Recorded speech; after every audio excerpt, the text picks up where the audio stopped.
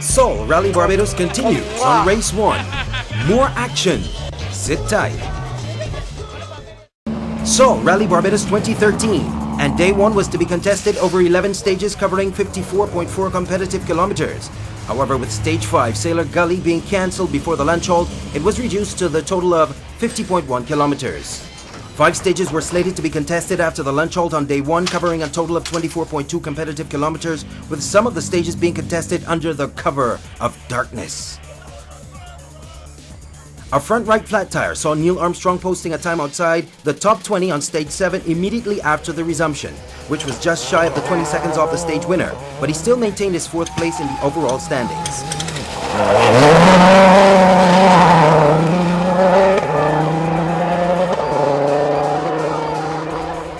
England's Paul Bird continued to stamp his dominance on the 2013 Rally Barbados and won 4 of the 5 stages that were contested after lunch on the first day.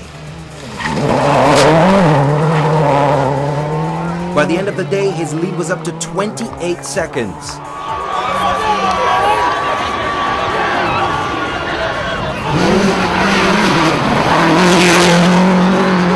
Similar to Armstrong, Roger Ski dropped a huge chunk of time on the first stage after lunch and was over 15 seconds slower than the stage winner. He too maintained his overall position, which was 3rd. England's Roger Duckworth in his S6 Subaru Impreza was 10 seconds behind the WRC2 class leader at the end of the first day. Roger Mears had fallen just outside the overall top 10 by the end of the day and 4th in the two-wheel drive battle. He was 28 seconds behind the Super Modified 10 class leader.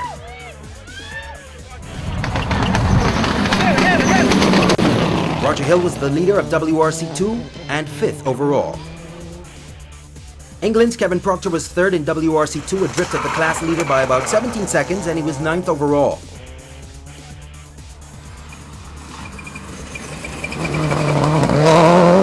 Dean Serow was 5th in WRC2 and just inside the overall top 20. Josh Reed was swapping positions with Ian Warren and led the two-wheel drives by 2 seconds after stage 10, but dropped 9 seconds on the final stage. Jamaica's Jeffrey Panton was 2nd on 4 of the 5 stages contested after lunch, and he was also 2nd in the overall standings behind Paul Bird.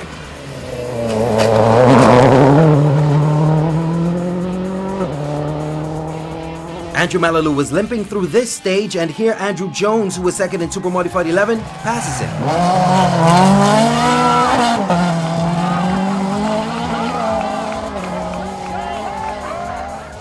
Norman Catwell never made it back out after lunch.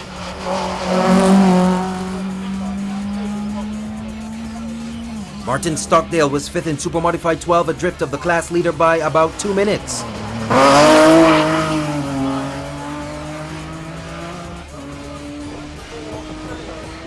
The Turks and Caicos' Paul Horton was 3rd in Modified 7 at the end of day 1.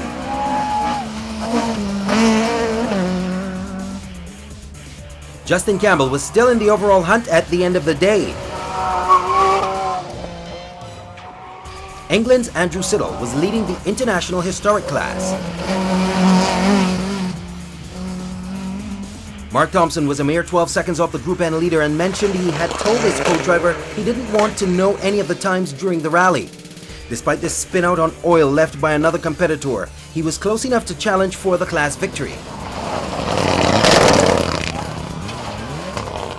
Edward Corbin was 19 seconds adrift of the Modified 7 leader.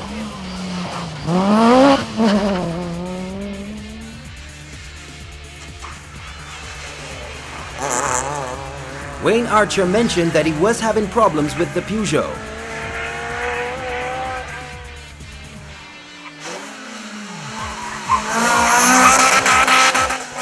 Trevor Mapp was 2nd in the Clubman class before he had an accident on the final Luke Hill stage of the day. Jamal watching his dad pass through and now moving on to another point. Jeremy Gonsalves only made it to 1 stage after lunch before he was forced to retire. Stuart White was 2nd in the historic class and still in the overall standings.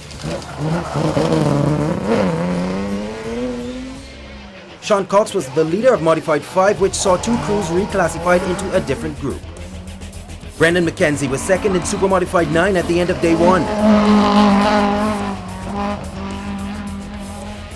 A broken axle on the second stage after lunch ended Miguel Toppin's rally. Paul Innes was 5th in the clubman class.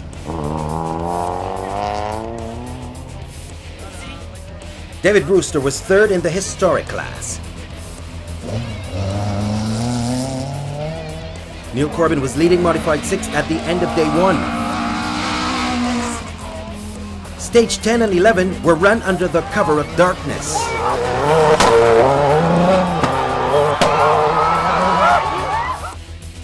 Yep, we gotta look cute for day 2 of Sol Rally Barbados.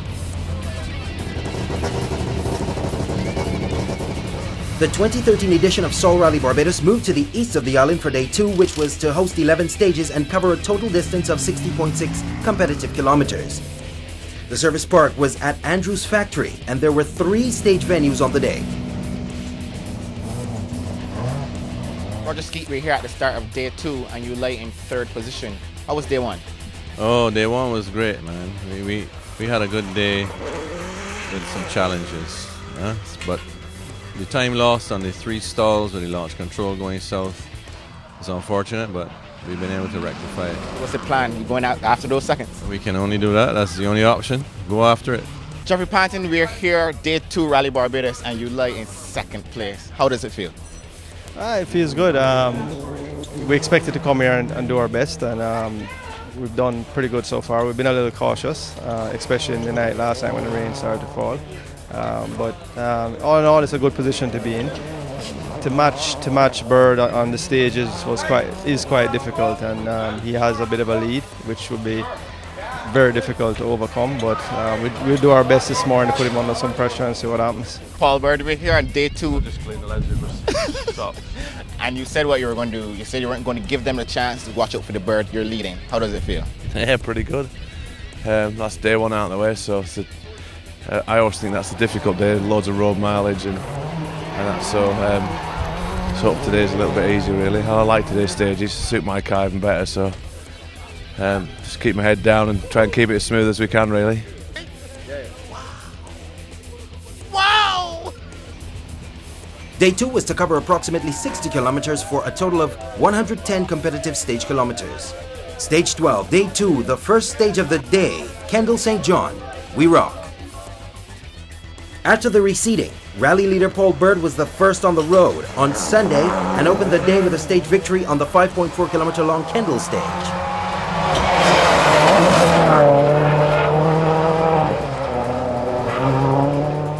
Jamaica's Jeffrey Panton was 3rd and was now 30 seconds behind Bird in 2nd. The rains came on stage 15 for the 2nd loop, and Panton and Bird were about 20 seconds slower than their previous time through.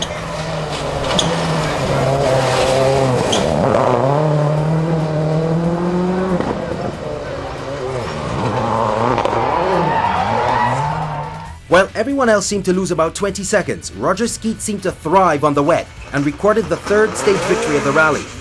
He still remained over 40 seconds behind the rally leader.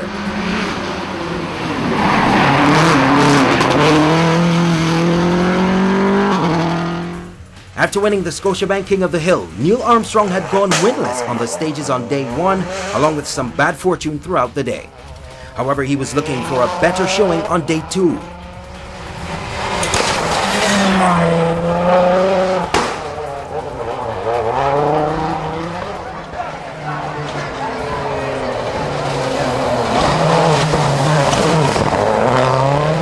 After only completing 1 stage on the first day, Steve Perez was competing in the Sunday Cup.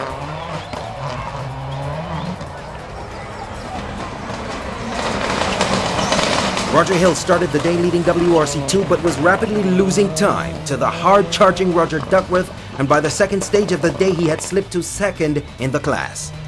After leading the 2-wheel drive battle at the end of day 1, Ian Warren was seeing his lead being sliced with every stage. Not helping his cause were a number of mechanical gremlins which came up on the day.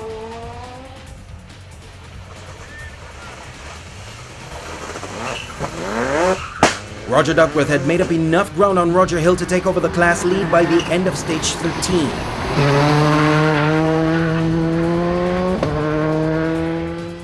England's Rob Swan continued to be just outside the top 10 and 4th in the class. Red Watson was second in Supermodified 12 at the start of the day and clawing his way closer and closer to the class leader. An accident on stage 14 ended what looked like a sure class victory for Dainski. After keeping it relatively straight on the first day, Andrew Jones was now into slideways.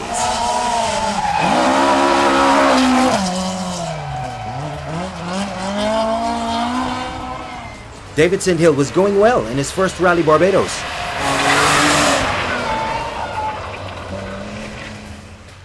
A broken drive shaft ended Chris Elliott's rally after the first stage on the final day. Ewan McKay was getting his first competitive taste of Rally Barbados, and from all accounts, he was loving it. After missing the opening loop of day 2, Harold Morley got a little too wide here.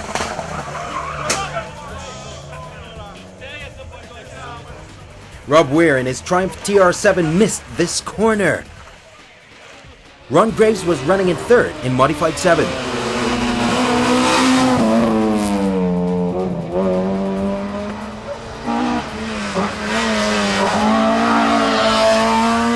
Carlos Edwards was second in Super Modified 9.